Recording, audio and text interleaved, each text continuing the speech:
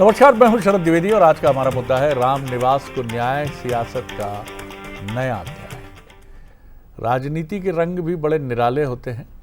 Election petition आमतौर पर तो दाखिल होती हैं, लेकिन कई बार तो ये होता है कि पूरा 5 साल निकल जाता है, तब भी व्यक्ति ये फैसला का इंतज़ार करते बैठा ही रहता है कि उसने जो चुनाव याचिका दाखिल की है, अपने प्रतिद्वंदी को जो चुनाव जीता है उसके निर्वाचन को चुनौती देते हुए। लेकिन राम निवास रावत भाग्यशाली रहे जो हार के भी जीत गए।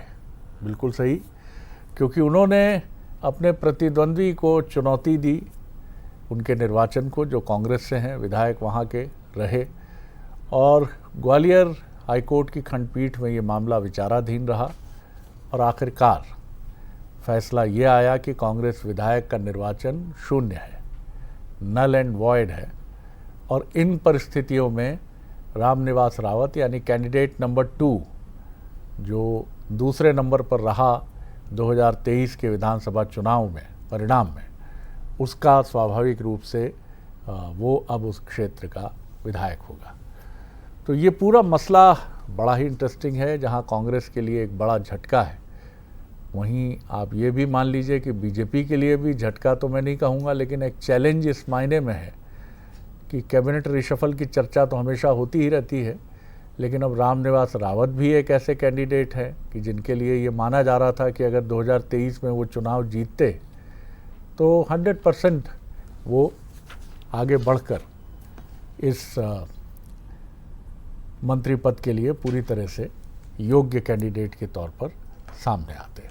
कई सवाल हैं, कई बातें हैं, लेकिन पहले देखिए हमारी ये स्पेशल रिपोर्ट, उसके बाद फिर डिबेट की तरफ। स्टेट हाईवे की तरह बिल्कुल सीधी नहीं, बल्कि सियासत वो बल खाती राहें हैं जिनके हर मोड़ पर कुछ नया और चौंकाने वाला मिलता है। और बीजेपी नेता रामनिवास रावत से ज्यादा इस बात को शायद कोई और नहीं समझ सकता। 6 बार कांग्रेस की टिकट पर विधायक चुने गए रावत किसी बात से रूठकर लोकसभा चुनाव से ठीक पहले मई 2024 में बीजेपी में चले गए थे और बीजेपी ने भी हाथों हाथ उन्हें वन मंत्री भी बना दिया। लेकिन किस्मत को कुछ और मंजूर था। उपचुनाव में रावत कांग्रेस के उम्मीदवार मुकेश मल्होत्रा से चुनाव हार गए। मजे की बात यह कि मुकेश मल्होत्रा कभी बीजेपी में थे। उपचुनाव में हार के बाद रावत को मंत्री पद भी छोड़ना पड़ा, लेकिन उनकी उम्मीदें अब फिर जागी हैं, क्योंकि हाईकोर्ट ने आपराधिक मामले की जानकारी छिपाने का दोषी पाते हुए मुकेश मल्होत्रा का चुनाव शून्य घोषित कर रामनिवास रावत को एमएलए घोषित कर दिया है। अपने आपराधिक प्रकरण जिन 2 में सजा हुई थी उनको छिपाया, जंगल काटने के प्रकरण को भी उन्होंने छिपाया, तो उस आधार पर मैंने रिट पिटीशन लगाई और वो छिपाने के कारण आज न्याय निर्णय आया है और उसको शून्य घोषित कर दिया है और हमें डिक्लेयर घोषित कर दिया है। अगर वो नहीं छुपाता तो सारे प्रकरणों की जानकारी उस समय शपथ पत्र में भरता, पब्लिक को जानकारी मिलती कि ये सुनियोजित रूप से जंगल काटता है, तो शायद उसे वोट नहीं करते और मुझे वोट करते, मैं चुनाव जीता। रामनिवास रावत जी को निर्वाचित घोषित किया है। कोर्ट के निर्णय का भारतीय जनता पार्टी स्वागत करती है। न्यायालयीन प्रक्रिया है, आगे जैसा न्यायालय आदेश करेगा वैसा। को कांग्रेस के लिए बड़ा झटका माना जा रहा है। हालांकि कांग्रेस ने इस मामले में सुप्रीम कोर्ट में जाने की पूरी तैयारी कर ली है। पार्टी का तर्क है कि सिर्फ छोटी मोटी गलतियों के लिए 7,000 के बड़े अंतर से जीते जनप्रतिनिधि का चुनाव ऐसे ही शून्य घोषित नहीं किया जा सकता। आज विधायक आदरणीय मुकेश मल्होत्रा के खिलाफ जो फैसला आया है वो भारतीय जनता पार्टी की सोच को बताता है, इनके विचार को बताता है कि एक आदिवासी विधायक कैसे सामान्य सीट से विधायक बन गया।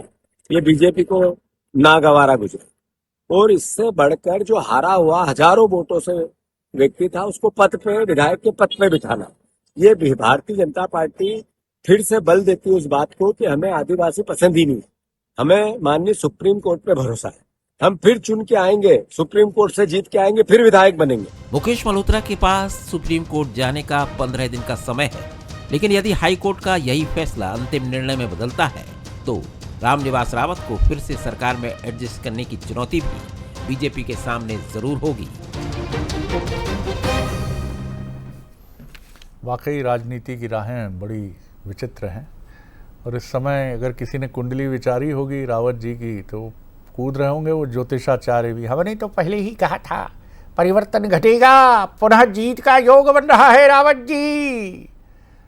और फिर अब तो सोशल मीडिया और फेसबुक का ज़माना है। अभी मैं देख ही रहा था कि बिहार के कोई मूर्धन्य ज्योतिषाचार्य हैं, वो बढ़ चढ़कर उनकी भविष्यवाणी चल रही है कि अवश्य हटेंगे, 2026 के पूर्व बिहार में बड़ा परिवर्तन घटेगा।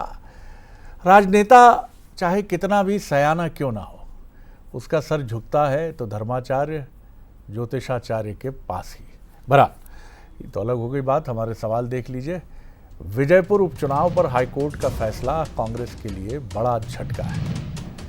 क्या रामनिवास रावत का सियासत में पुनर्वास का रास्ता खुल गया है? अभी कहना जल्दबाजी होगा, सुप्रीम कोर्ट का भी मसला है, लेकिन अगर सुप्रीम कोर्ट भी यही बात कहती है तब तो बल्ले बल्ले है। क्या बीजेपी के पास अब कांग्रेस को घेरने का एक और मौका है? इसकी संभावना कम ही दिखती है, क्योंकि न्यायालय से जुड़ा मसला है। बहरहाल ये सारी चीज़ें अब आपके सामने हैं। चलिए चलते हैं डिबेट की तरफ। मेरे साथ हैं स्टूडियो में राहुल राज, युवा नेता और प्रवक्ता कांग्रेस के। राहुल जी, बहुत स्वागत है। थोड़ा मुस्कुराया करिए, युवा हैं, आपके चेहरे पे मुस्कुराहट अच्छी लगती है। आप गंभीर हो जाते हैं तो मेरे जैसे एंकर के लिए थोड़ी मुसीबत हो जाती है कि भैया बड़ा गंभीर बालक है, ऐसा ना हो कहीं कोई डिबेट में दिक्कत हो जाए। मनोज सैनी है, एग्जीक्यूटिव एडिटर पॉलिटिकल अफेयर्स, आपका बहुत स्वागत है मनोज। और यशपाल सिंह सिसोदिया जी हैं, सीनियर लीडर हैं, पूर्व विधायक हैं बीजेपी के। इनसे भी बड़ा डर लगता है, सब नोट वोट करके बैठ गए होंगे। आपने कहा पैकेज में ये दिखाया गया और जैसा आपने बताया है तो पूरा उनका जो है, मैं कुछ नहीं कह रहा हूँ साहब, सब आप ही कह रहे हो, एंकर महोदय और आपका चैनल। मनोज, कैसे देखते हैं आप? न्यायालय का मसला है और अगर कोई ज्योतिष की तरह कुंडली बाँचे तो राहु प्रबल है, वो तो लेकर आएगा ही, सब घट गया, ये सब भी होगा, लेकिन राजनीति है, चलेगा। बहरहाल उससे अलग हटकर देखें तो क्या कोई झटका आपको लगता है कि ये कांग्रेस के लिए बड़ा झटका है?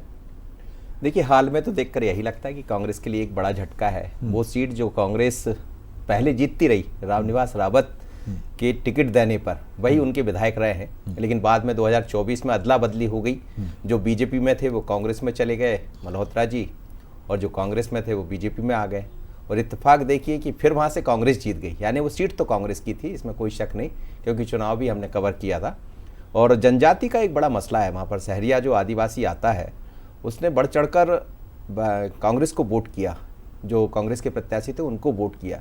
तो मुझे लगता है यहाँ तो भारतीय जनता पार्टी के जो प्रत्याशी उस दौर के रहे हैं रामनिवास रावत जी, वो चुनाव जीते हुए मान लिए गए हाई कोर्ट के निर्देश पर। लेकिन अब आगे चलकर इसमें राजनीति थोड़ी सी कठिन होगी, क्योंकि जैसा हम देख रहे थे, जीतू पटवारी जनजाति का मुद्दा बनाएंगे, सहरिया आदिवासी का मुद्दा बनाएंगे, लेकिन इन सब से कुछ नहीं होता, क्योंकि हाई कोर्ट जब किसी मुद्दे पर, किसी फैसले पर अपनी तकरीर देता है तो फिर बहुत स्पष्ट है कि अभी हाल में वो जीत गए। लेकिन मेरी बात हो रही थी कुछ वकीलों से, हाई कोर्ट के वकीलों से, तो वो ये कह रहे थे कि शायद रास्ता एक दिखता है सुप्रीम कोर्ट का। पर इसमें चूँकि किशोर कान्याल उस दौर के जो निर्वाचन अधिकारी रहे हैं, उस दौर के कलेक्टर रहे हैं, तो उन सब के बयान भी हुए। तो वो जो जिम्मेदार हाई कोर्ट ने जो जिम्मेदारी दी होगी या जिस तरह का निर्णय सुनाया है, तो उसमें तमाम तथ्यों को देखा गया होगा। पर एक बात जरूर समझ आती कि कोई भी नेता यदि चुनावी मैदान में है और वो अपने साक्ष्य या कुछ जानकारी छिपाता है तो फिर ऐसा भी हो सकता है। ये मुझे लगता है एक उनके लिए सीख जरूर देगा। वो लोग, माफ़ कीजिएगा, हालांकि ये बहुत प्रिय विषय नहीं है, कहने में भी अच्छा नहीं लगता है, लेकिन राजनीति है, निर्ममता है वहाँ भी, जैसे हमारे जीवन में है, सामाजिक जीवन में। तो बीजेपी में एक वर्ग तो था जो मान रहा था, एक कैंडिडेट चला गया, जैसे इमरती देवी चली गई थी जी, अब वो कैंडिडेट फिर मैदान में आ गया। अब खम ठोक के कहेगा कि मुझे तो आप इसी वायदे पे लाए थे कि मंत्री बनाओगे आप, और आपने बनाया, अब मैं हार गया। तो संवैधानिक बाध्यता थी कि कोई प्रोविज़न नहीं था। हालांकि सुन हम ये रहे थे कि निगम मंडल में कोई बड़ा दायित्व तो कैबिनेट मंत्री का दर्जा फिर मिल जाएगा उनको। नहीं, लेकिन इत्तेफाक देखिए आपकी, अभी वो जो जिस पद से गए थे वो पद खाली है अभी। हाँ, वो मंत्रिमंडल विस्तार की चर्चाएं भी चल रही, तो मुझे लगता है हो सकता है कि मतलब दोनों जगह से भाग्य खुल जाए बीजेपी में। अब क्या आपको लग रहा होगा, एक वर्ग ये मान रहा होगा कि कैंडिडेट फिर आ गया, फिर आ गया और फिर वन मंत्री बन जाएगा। फिर लोग तो आज चर्चा कर रहे थे, मेरे कुछ लोगों से बात हो रही थी। हालांकि ये बीजेपी को तय करना, पर इसमें अभी कुछ कानूनी चीजें हैं शरद जी, मुझे लगता है 15 दिन हमें इंतजार करना चाहिए।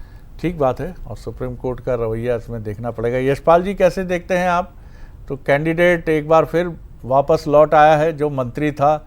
हम ये नहीं कह रहे मंत्री पद के लिए भी खम ठोकेंगे अब, लेकिन हाँ, जो बाध्यता, नैतिक बाध्यता है, अगर ऐसा कोई वायदा उनके साथ था तो वो एक अलग विषय होगा। बहरहाल अभी तो समय है, सुप्रीम कोर्ट अभी थोड़ा रुकना चाहेगी पार्टी। कैसे देखते हैं आप पूरे मामले को? शरद जी, याचिकाकर्ता जिन्होंने रीट प्रस्तुत करी रामनिवास रावत जी ने, वो पराजित उम्मीदवार थे और पराजित उम्मीदवार ने फॉर्म 26 निर्वाचन का जो 26 का जो फॉर्म होता है उसमें उन्होंने तथ्यों को छुपाया है, मल्होत्रा जी ने, मुकेश जी ने। तो शरद जी, हाई कोर्ट ने जो फैसला दिया है तर्कों के आधार पर, साक्ष्य के आधार पर और तथ्यों के आधार पर दिया है। तो कांग्रेस को प्रथम दृष्टया तो इस निर्णय को स्वीकार करना चाहिए, इफ एंड बट, किंतु और परंतु नहीं करना चाहिए, और सवालिया निशान न्यायपालिका पर भी लगाना चाहिए। एक तरफ कांग्रेस शरद जी पीट पीट करके संविधान की बात करती है, संविधान बचाने की बात करती है, तो न्यायपालिका संविधान का एक पार्ट है शरद जी। और न्यायपालिका के निर्णय को अगर आप आदिवासी से जोड़ रहे हैं, जैसा कि अभी आपकी रिपोर्ट में जीतू पटवारी जी का मैं सुन रहा था वक्तव्य, अब न्यायालयिक मामले में कहां जातिवाद को आप ला रहे हैं, कहां अनुसूचित जाति, कहां अनुसूचित जनजाति, कहां पिछड़ा वर्ग को ला रहे हैं, कहां सामान्य वर्ग को ला रहे हैं। न्याय का निर्णय स्वीकार कीजिए। और हम तो कांग्रेस से पूछना चाहेंगे कि अगर पिछले 2 साल से याचिकाकर्ता रामनिवास रावत जी ने याचिका प्रस्तुत कर रखी थी, तो कांग्रेस के कितने दिग्गज और जानकार नेताओं ने, कानूनविदों ने मुकेश मल्होत्रा का साथ दिया, या उन बारीकियों को क्यों नहीं पहचान पाए, क्यों नहीं कोर्ट में उन तर्कों और तथ्यों को खारिज करने में अपनी बुद्धि और अपनी ताकत लगाने का काम किया। मल्होत्रा जी का चुनाव भारतीय जनता पार्टी के कहने से निरस्त नहीं हुआ है, शून्य नहीं हुआ है। जीतू पटवारी जी का आरोप बिल्कुल न्यायपालिका के अगेंस्ट है। और तो और आपको बाइट दी बंसल को, रन्नी चैनल को, वहां तक तो ठीक है। अब वो इंडिविजुअल अपनी वो की वही बाइट सार्वजनिक रूप से मीडिया में, सोशल मीडिया पर भेज रहे हैं। मुझे लगता है कि उनका ये जो कृत्य प्रदेश कांग्रेस के अध्यक्ष का, ये आलोचना किया जाना चाहिए। शर्मनाक उनका वक्तव्य है, क्योंकि मेरे पिताजी शरद जी 1964 में बाय इलेक्शन चुनाव जीते, और चुनाव जीतने के बाद चुनाव याचिका लगी। मैं तो उस समय बहुत छोटा था, 4 साल का था, लेकिन हाई कोर्ट इंदौर में वो मेरे पिताश्री का चुनाव शून्य हुआ और आने वाले 6 वर्ष तक वे चुनाव नहीं लड़ पाएंगे, ऐसा न्यायालय का रूलिंग था। हम आगे भी गए, लेकिन हमें सफलता नहीं मिली। हमने न्यायपालिका का न्याय का निर्णय स्वीकार किया। ठीक बात है, यह आपकी इस बात से बिल्कुल सहमति होनी ही चाहिए कि न्यायपालिका का निर्णय है, और अगर आप उस निर्णय से संतुष्ट नहीं हैं तो टीका टिप्पणी के बजाय आप एपेक्स कोर्ट का रास्ता आपके लिए खुला है और वहां आप जा सकते हैं, जो कि परंपरा है। राहुल जी, पहला तो बीजेपी का कहना है कि जातिवाद का सहारा लेने लगे आप, आदिवासी का मुद्दा आपने उछाल दिया, जबकि ये फैसला तो मेरिट डिमेरिट के आधार पर हुआ है। भाई उन्होंने जानकारी छिपाई, और जो पीपल्स रिप्रेजेंटेशन एक्ट है, जनप्रतिनिधित्व कानून है, उसके अनुसार ये एक्शन हुआ है। अब सुप्रीम कोर्ट आप जा ही रहे हैं, तो ऐसे में टीका टिप्पणी, जातिवाद, आदिवासी को परेशान कर रहे हैं, क्या ज़रूरत है इसकी? देखिए सर जी, सर्वप्रथम तो जो उच्च न्यायालय का निर्णय आया है वो हमें क्या हर किसी को स्वीकार होगा, क्योंकि न्यायालय की अपनी एक प्रक्रिया होती है, उस पर कोई टीका टिप्पणी नहीं की जाती। और ये मामला अभी भी न्यायालय के अधीन है, क्योंकि न्यायालय ने जो 15 दिवस की अवधि दी है उसमें हमारे सभी जो वरिष्ठ अधिवक्ता हैं उन्होंने ये निर्णय लिया है कि इस जो निर्णय है उसको हम चैलेंज करेंगे सुप्रीम कोर्ट में। तो जो न्यायालय की प्रक्रिया है वो तो सामने आ ही जाएगी। बहरहाल मैं बहुत शांतिपूर्वक हमारे वरिष्ठ मित्र सिसोदिया जी को सुन रहा था। मेरा बड़ा सीधा साधारण सा जो उद्गार मन में जीतू पटवारी जी के भी है, कांग्रेस के भी हैं, बड़े सिंपल है। सिसोदिया जी से मैं ये जानना चाहता हूँ, उन्होंने कहा कि न्यायालय की प्रक्रिया ठीक है, न्यायालय की प्रक्रिया, न्यायालय ने निर्णय दिया, लेकिन सिसोदिया जी ये तो बताएं कि एक सेम इसी प्रकार के प्रकरण में नरोत्तम मिश्रा जी का कोई न्यायालय में आज तक कोई निर्णय नहीं आ पाया। इसमें न्यायालय की गलती तो नहीं है, चुनाव आयोग अपना जो दस्तावेज जमा करने चाहिए वो नहीं कर पाया। नरोत्तम मिश्रा जी चुनाव हार गए, नरोत्तम मिश्रा जी पहले गृह मंत्री रह लिए और आज तक शरद जी उसका कोई निर्णय नहीं है। दूसरा, निर्मला सप्रे बीना से विधायक हैं, कांग्रेस के सिंबल पे चुनाव लड़ रही हैं, इसके बाद भारतीय जनता पार्टी की सदस्यता ले रही हैं, कोई सदस्यता शून्य नहीं की जा रही। आप सचिन बिरला जी का देख लीजिए, उपचुनाव में शिवराज जी के इस मंच पे गए, भाषण दिया, पट्टा पहना, सदस्यता ली, उनकी भी सदस्यता शून्य नहीं हुई। थोड़ा और आगे बढ़ते हैं, मेरा ज्ञान हो सकता है कम हो, आप तो विधानसभा में रहे, आप मुझे बताइए, प्रहलाद लोधी पवई के विधायक, 2 वर्ष की सजा हुई, विधानसभा अध्यक्ष ने उनकी सदस्यता शून्य कर दी, इसके बाद हाई कोर्ट में चैलेंज दिया गया और वो दोबारा चुनाव लड़ लिया, आज तक उसका निर्णय नहीं आया। अब इनमें जो साक्ष्य प्रस्तुत होते हैं उनमें देरी कैसी हो रही है? और इससे आगे जब हम देखते हैं राहुल गांधी जी के ऊपर जो सूरत की एक कोर्ट में निर्णय आ जाता है तो सेम डे सचिवालय से आदेश निकल आता है, उनके मकान को खाली कराने के निर्देश हो जाते हैं। लेकिन इस प्रकार के दोहरे मापदंड, तो एक साधारण भारत का नागरिक होने के नाते, एक मतदाता होने के नाते मेरे मन में यह प्रश्न है कि एक ही देश में इस प्रकार की दो व्यवस्थाएं शरद जी कैसे हो सकती है। ये मैं न्यायालय की बात अपनी जगह है, उसका पूरा सम्मान है, लेकिन ये जो व्यवस्था है जिसमें साक्ष्य प्रस्तुत करने होते हैं, चार्जशीट होती है, इसके बाद आप अपना पूरा का पूरा जो है डॉक्यूमेंटेशन लेके जाता है चुनाव आयोग। आपने अपने वक्तव्य में कहा कि जो कान्याल जी की बात ये कर रहे थे, ठीक है, कोर्ट का पूरा आदेश सबने पढ़ा है, लेकिन मैं तो सिसोदिया जी से ये पूछना चाहता हूँ, ये जो मैंने पूछा है इस पर भी तो मार्गदर्शन कर दीजिए। और आदिवासी अस्मिता की बात तो इसलिए हो रही है सिसोदिया जी, क्योंकि जब एक CLP युवा तरुणाई को राहुल गांधी नेता विपक्ष बनाते हैं और उनकी औकात अगर सदन में पूछी जाए और एक विषम परिस्थिति में जीते हुए 7000 के मत से जीते हुए विधायक शून्य होने पर आप लोग इस प्रकार से खुशी मनाते हैं, जबकि 15 दिन का भी समय है सुप्रीम कोर्ट में जाने का और न्यायालय की अपनी प्रक्रिया है, तो सवाल तो उठेगा साहब कि आदिवासी अस्मिता से इतनी तकलीफ क्यों है RSS और भाजपा को कि आप उनकी संस्कृति और उनके जो नियम कायदे कानून सबको बदलने की बात करते हैं। इसीलिए जीतू पटवारी जी सवाल उठा। आप न्यायालय की प्रक्रिया पे सवाल उठा रहे हैं कि नहीं, तुरंत कैसे जो 7000 से हारे उनको कैसे प्रक्रिया दे दी गई, या विधानसभा सचिवालय पर आप उंगली उठा रहे हैं? दो बातें हैं। न्यायालय की जो निर्णय आया है वो सभी ने स्वीकार किया है कांग्रेस पार्टी में, और आप अगर थोड़ी देर पहले देखेंगे तो हमारे जो राज्यसभा सांसद हैं विवेक तनखा जी, उन्होंने खुद ट्वीट भी किया है और ये जानकारी सार्वजनिक पटल पर दी है कि पार्टी में ये निर्णय हो चुका है कि इस मुद्दे को हम लोग सुप्रीम कोर्ट लेके जाएंगे। तो ये न्यायालय का सम्मान और न्यायालयी प्रक्रिया है। लेकिन इसके इतर जो चीजें पब्लिक डोमेन में है, चाहे वो निर्मला सप्रे जी का हो, चाहे वो हमारे अलग विषय ये विषय एक साथ जुलते हैं। हम पूछ रहे हैं हमारे, अब आप एक बताइए, जब विधानसभा में नेता विपक्ष जाके विधानसभा अध्यक्ष जी से बार बार कह रहे हैं कि ये निर्मला सप्रे जी का निर्णय लीजिए, तो क्यों नहीं ले रहे हैं? ये बात भी तो सिसोदिया जी को बिल्कुल ठीक बात है, ये सवाल का जवाब बीजेपी को देना चाहिए। लेकिन ये जरूर है कि आज अगर मसला उल्टा होता, मुकेश मल्होत्रा जी चुनाव हारते और रामनिवास रावत जीतते और वो जानकारी छिपाते, तब भी यही निर्णय होता। नहीं, निर्णय होता तो उनके पास भी सुप्रीम कोर्ट जाने भाई जो 7000 वोट से हारा है मुकेश मल्होत्रा जी को बनाया जाए विधायक। जी बोल लीजिए सिसोदिया जी। जी नहीं, शरद जी मेरा कहना है कि कांग्रेस को तब जब न्यायपालिका कोई निर्णय करती है तो क्यों तकलीफ और क्यों कष्ट हो जाता है और क्यों सवालिया निशान खड़े कर देते हैं। उन्होंने और भी सवाल खड़े किए हैं कि ऐसे कुछ और भी विधायक हैं, बिरला जी, निर्मला सप्रे, इंदिरा गांधी जी का उदाहरण आपके हमारे सबके सामने है। इलाहाबाद उच्च न्यायालय के निर्णय को उन्होंने ठेंगा बताया और आपातकाल के में देश को झोंक दिया। और जहां तक निर्मला सप्रे जी का और अन्य का मामला है, हाईकोर्ट ने जो निर्णय किया है मल्होत्रा जी के अगेंस्ट चुनाव शून्य घोषित किया है, राहुल जी भारतीय जनता पार्टी से पूछ करके नहीं किया। और जहां तक आप 2-3 सदस्यों का नाम लेकर के कह रहे हैं, आपके तर्क, आपके तथ्य न्यायालयों में आप जा चुके हो, तो न्यायालयों में जा चुके हो तो तर्कों के आधार पर आप बात कीजिए ना। डिबेट से तो न्यायपालिका अपने पक्ष में नहीं हो जाएगी, ना मेरे पक्ष में हो जाएगी, ना आपके पक्ष में हो जाएगी। और अभी भी प्रदेश अध्यक्ष जी की मैं बाइट सुन रहा था शरद जी, मैंने नोट भी किया है, उन्होंने बहुत अच्छी बात कही।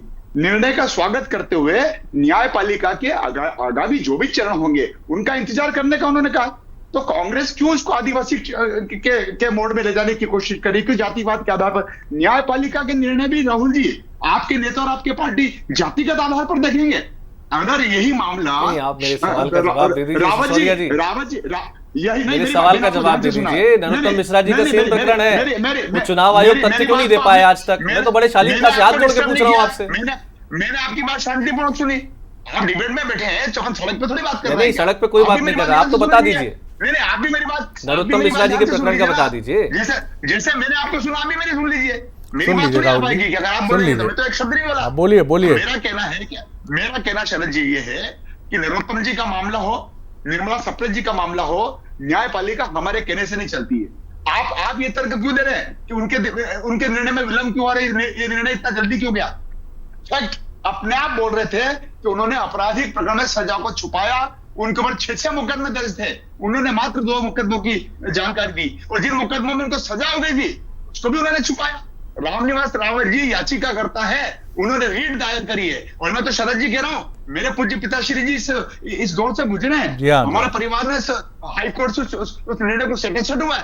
हमारा चुनाव शून्य घोषित हुआ है 1964 के दशक में, और आप इंदिरा जी के पद चिन्हों पर चल रहे हैं।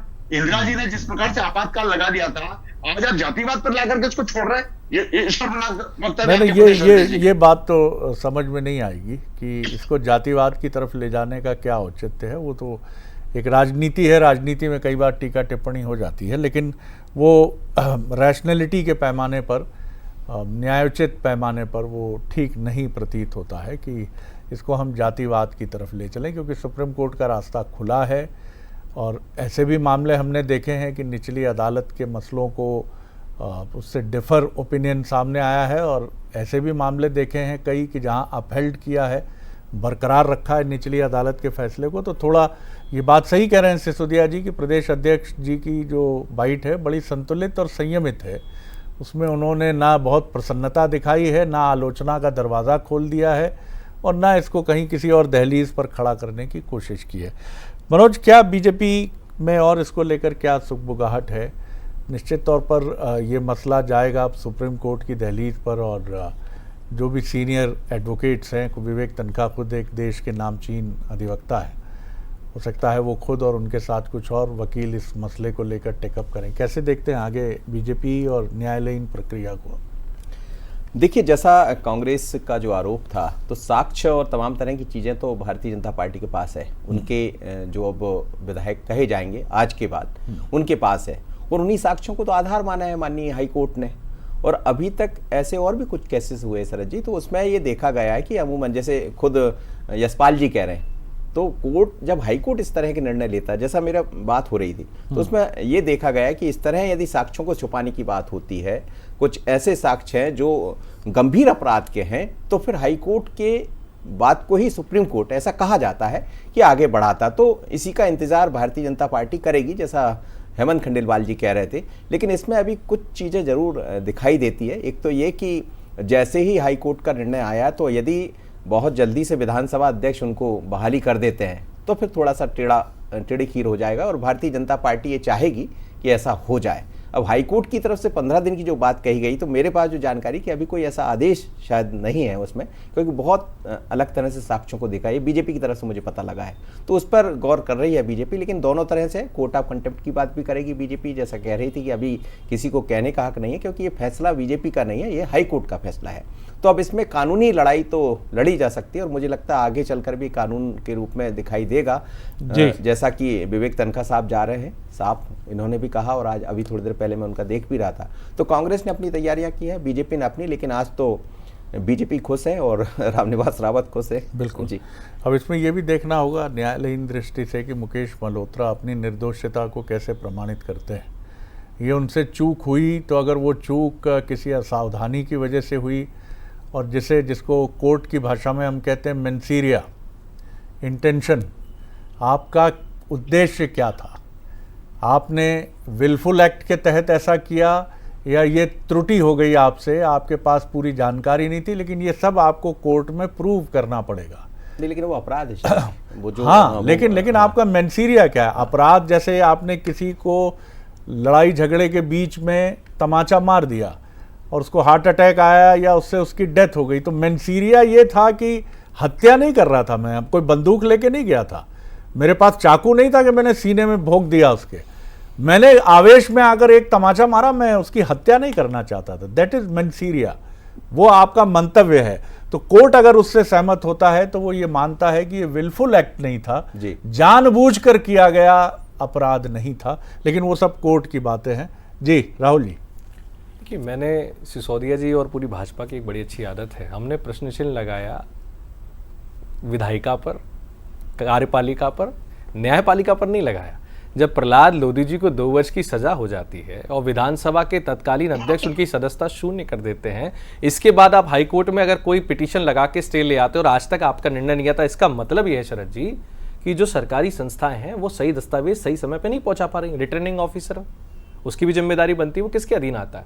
आज जब हम देख रहे हैं, आज ही दिग्विजय सिंह जी, आप थोड़ा इसको और स्पष्ट, मैं स्पष्ट कर देता हूँ। मतलब आप ये कहना चाह रहे हैं क्या कि संबंधित जो विधायक, पूर्व विधायक या अभी कहें उनका जो भी स्थिति है उनके दस्तावेज सही समय पर नहीं पहुंचे निर्वाचन अधिकारी के पास? ये सही दस्तावेज जो निर्वाचन अधिकारी की तरफ से कोर्ट में प्रस्तुत करे जाने चाहिए, तो उसमें डिले क्यों हो रहा है? नरोत्तम मिश्रा जी का सेम प्रकरण है। अगर वो चुनाव आयोग और जो रिटर्निंग ऑफिसर हैं, जिस प्रकार आपने मुकेश मल्होत्रा जी के प्रकरण में दर्ज सीधे के सीधे ले जाके सब गवाहियां हो गई, उनकी क्यों नहीं हुई है शरद जी? ये तो पूछना पड़ेगा।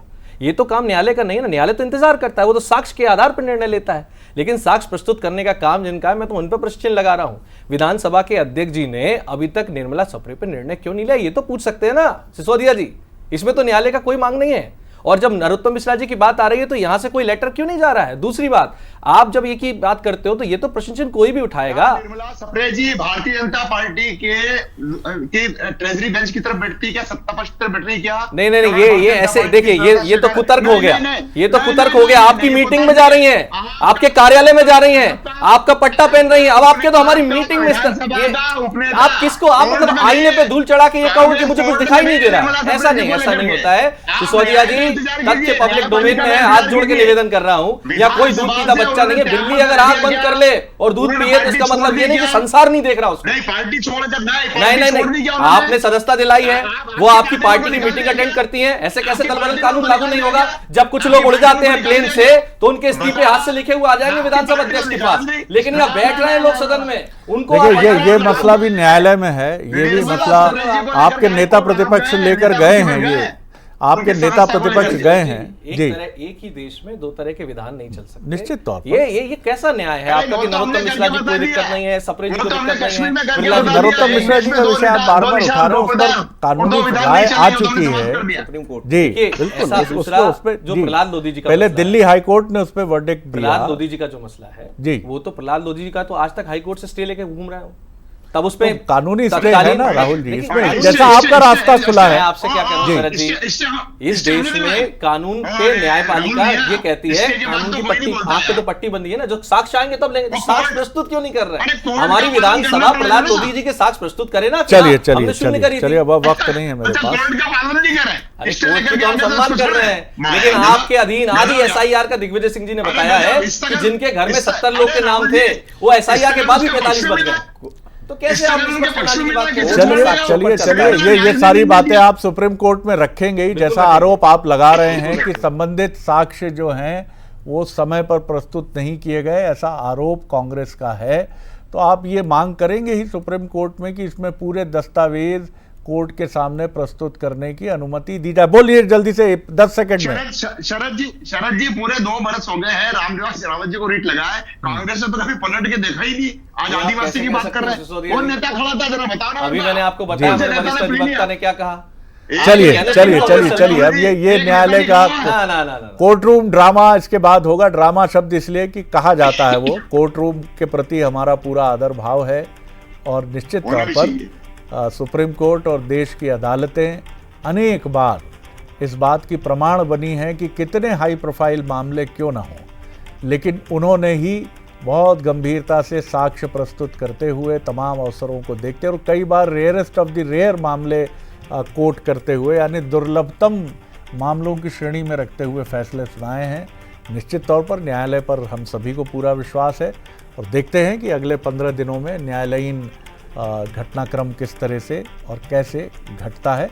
लेकिन जैसा कहा जाता है कि किसी भी निर्दोष का सजा ना हो, उसके साथ अन्याय ना हो, चाहे हज़ारों दोषी छूट जाएं, जो न्यायालयीन व्यवस्था का एक बहुत महत्वपूर्ण कूट है।